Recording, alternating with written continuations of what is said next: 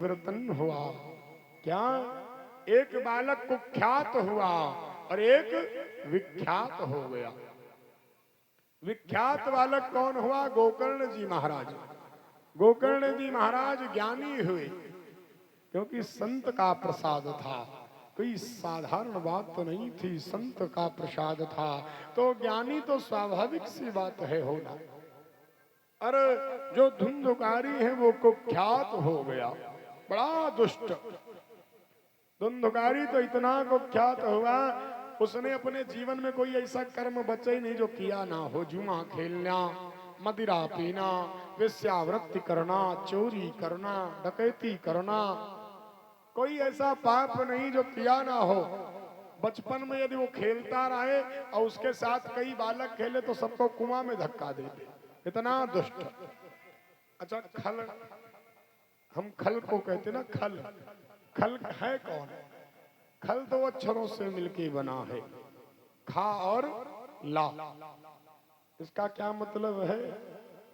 जो खाए और लड़े और कोई काम ही ना हो जिसके पास खाली यही काम हो। चुपचाप बना मिल जाए, ग्रहण करे, खा ले और जैसे ही मौका मिले लड़ने लगे। अगर ऐसे आपके आसपास कोई रहते हैं तो कहना नहीं, जान जाना खल हो। तो अगर कह दोगे तो हो सकता थाने तक जाना पड़ा। और धुंधुकारी के लिए तो खल नहीं कहा गया, महाखला। अरे बड़ा दुष्ट। खल तो छोटी बात है, महाखला। ओ गोकर्णा पंडितो ज्ञानी। गोकर्ण जी महाराज बहुत विद्वान हुए। देखो, ये माता और पिता के द्वारा ये होता है। आपका पुत्र कितना धनवान होगा, कितना कर्मवान होगा, वो माता पर निर्भर करता है। यदि माता किसी की चाह ले तो अपने पुत्र को जो चाहे ले वो बना दे। यदि हमारी माताएं चाह ले कि हमारा पुत्र अधिकारी बनेगा तो अधिकारी बन सकता है। कारण क्या है? वो पहले से ही प्रेरणा देंगी कि पुत्र तुमको ये करना है, बेटा तुमको ये करना है। यदि चाह लो कि संत बन जाए तो संत बन जाएगा, राम भक्त हो जाएगा। चाह लो कृष्ण भक्त हो जाए तो कृष्ण भक्त हो जाएगा। चाह लो शिव भक्त हो जाए तो शिव भक्त हो जाएगा। और यदि हमारी माताएं चाह ले कि हमारा पुत्र चोर हो जाए तो चोर हो जाएगा, इसमें कोई शंका नहीं। जो चाह लो, सोच लो कि हमारा पुत्र चोर बनेगा बड़ा हो तो देखो कितना बड़ा चोर बनता है। हो सकता है तुमको भी थाने बुलाया जाए, उसकी चोरी के मामले में तुम भी जाओ। तो जो चाह ले हमारी माताएं वो बन सकता है पुतला पुत्र। आज यही कारण है कि धुंधुकारी बड़ा दुष्ट बन गया, क्योंकि माता का प्रेम इतना था धुंधुली का और आत्मदेव जी का कि उन्होंने उसके मार्ग पर ध्यान ही नहीं दिया। कई लोग होते हैं जिनको बड़े दिनों बाद पुत्र की प्राप्ति होती है तो अपने पुत्र पर अंकुश नहीं लगाते, अपनी पुत्री पर अंकुश नहीं लगाते। देखो, अंकुश लगाना नहीं है, समझाना है। शास्त्र कहता है लालयेत 5 वर्षाणि 10 वर्षाणि ताड़येत। अपने पुत्र को 5 वर्ष तक खूब प्रेम करो, खूब बढ़िया लाड प्यार दुलार, और जो कहे उसको करो। और 10 वर्षाणि ताड़येत। यदि 5 वर्ष के ऊपर बालक हो जाए तो फिर क्या लिखा गया है शास्त्रों में? ताड़येत। यदि जरूरत पड़े तो ताड़ना भी दो, फिर उसमें सोचना समझना नहीं है। अच्छा, पहले तो ताड़ना गुरुजी भी देते थे, माता पिता भी देते थे, लेकिन आजकल विद्यालयों में भी बंद कर दिया गया है ताड़ना देना। आजकल विद्यालयों में भी जो गुरुदेव के ऊपर भी प्रतिबंध लगा दिया गया है कि बच्चे को तुम दंड नहीं प्रदान कर सकते। बात हमको सुनने में मिला है, सत्य ही होगी, कि अध्यापक अपने जो है शिक्षक को दंड नहीं दे सकता है।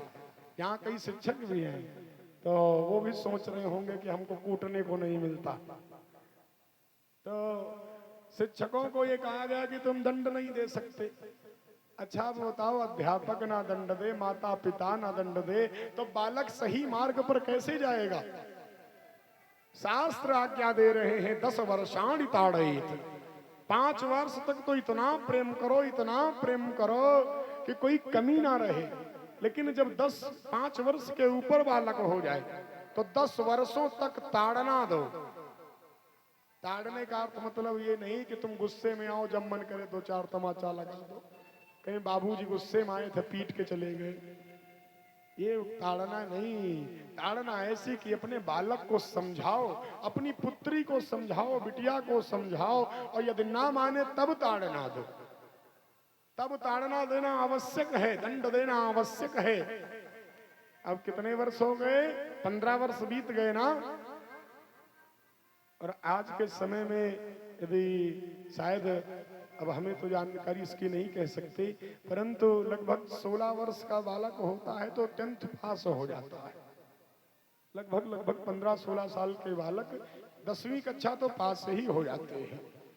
10वीं कक्षा के बाद उनको इंटरमीडिएट की पढ़ाई करने के लिए वो अगले वर्षों में 17वें-18वें साल में पास करते हैं। अरे आप सोचो कि यदि आपने 16 साल तक बढ़िया व्यवस्था कर दी उनकी, 10th तक उनको पढ़ाई में खूब डेंटिंग पेंटिंग आप करते रहे, स्वयं ऊपर से नीचे तक, खूब पिटाई और शासन अनुशासन दोनों, तो प्राप्ते तू खोडसो वर्षे, जैसे ही 16 साल के बाद हो पुत्र, तुरंत क्या करो? पुत्रम मित्र वदाचरित, तुरंत मित्र मान लो अपने पुत्र को कि तुम हमारे मित्र हो, और उससे सब बात करो, ना तुम छिपाओ ना वो छिपावे। देखो तुम्हारा पुत्र कभी कुमार्गामी नहीं होगा, ये बात हम एकदम स्पष्ट कह देते हैं। ऐसे अनुशासन में यदि ढाल लिया तो तुम्हारा जो पुत्र होगा कुमार्गामी नहीं होगा। तुम्हारा पुत्र सदैव तुम्हारी आज्ञा को मानने वाला होगा। और यदि हम कहें खूब खूब धन ही संचय कर लो, तो एक कहावत है, आप सबने सुनी भी होगी, पूत कपूत तो क्यों धन संचय, पूत सपूत तो क्यों धन संचय। सुना है ना आप सबने? क्यों? इसका अर्थ क्या है? यदि पुत्र बेकार निकल जाए तब भी धन का कोई मतलब नहीं, और यदि अच्छा निकल जाए तब तो धन का मतलब ही नहीं, क्योंकि खुद ही कमा लेगा। दोनों बातों में है। और यदि खुद कमाने वाला हुआ तो उसको आवश्यकता नहीं पड़ेगी आपके धन की, वो आपके धन को बढ़ाएगा। और यदि बेकार निकल गया पुत्र तो चाहे तुम 10 करोड़ नहीं 10 अरब रुपए रख जाओ तिजोरी में, अनंत कह दे, संख्या ना गिने, वो भी नष्ट कर देगा। आज यही बात है आत्मदेव जी के साथ, उन ब्राह्मण देव के साथ। आत्मदेव जी अब भी परेशान हैं। क्यों? क्योंकि पुत्र कुमार्गामी हो गया। आत्मदेव जी सोचते हैं कि मेरा पुत्र कुमार्गामी हो गया है। और बंधुओं, यदि पुत्र चलो दुष्ट हो ठीक है, एक बात कहते हैं शास्त्रों में, मूर्ख पुत्र ना हो। मूर्ख पुत्र निकल आए तो समझो कर्म फूट गए तुम्हारे, ये उसको कोई हटा नहीं सकता। और आदर्श नीति भी वर्णन करती है, किम ते न जाते न सुते न राजन।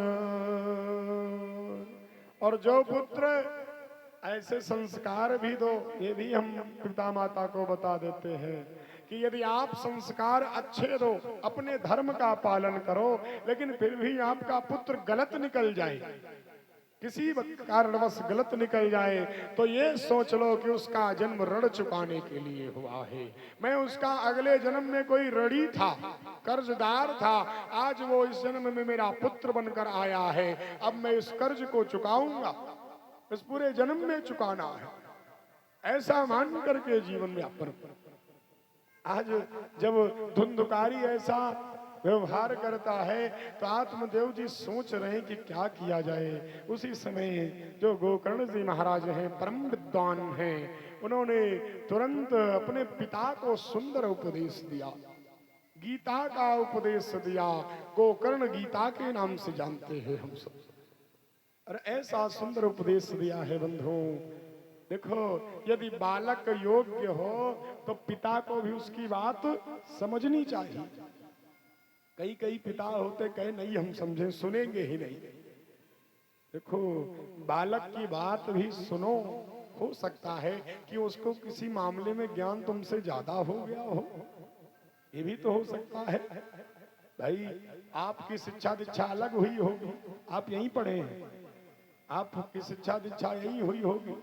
आपका पुत्र कहीं दिल्ली मुंबई में पढ़ रहा होगा, कहीं भी शहर में पढ़ रहा होगा। सबकी परिवर्तन है। आज इंग्लिश मीडियम से पढ़ रहे हैं, आप तो हिंदी मीडियम टाट पट्टी पे बैठ के पढ़े होंगे। पूर्व समय में वही व्यवस्था थी, उससे भी पहले गुरुकुल में व्यवस्था थी। तो हम समाज बदल रहा है। आज यही बात जो है आत्मदेव जी को समझा रहे हैं गोकर्ण जी महाराज, और कहते हैं कि देखो पिताजी, धर्मं भजस्व सततं त्यज लोक धर्मान् सेवस्व साधु पुरुषन् जहि काम तृष्णाम् अन्यस्य दोष गुण चिंतनमासु मुक्त्वा सेवा कथा रसमहो नितरां पिबत्वम्। नियम बता रहे हैं कि क्या करो पिताजी तुम, और हम तो कहें कि जो 50 वर्ष के ऊपर हो रहे हैं वो इन नियम को मान लो। माताओं ज्यादा आप भी मान लो। कौन से नियम हैं? धर्मं भजस्व सततं त्यज लोक धर्मान्।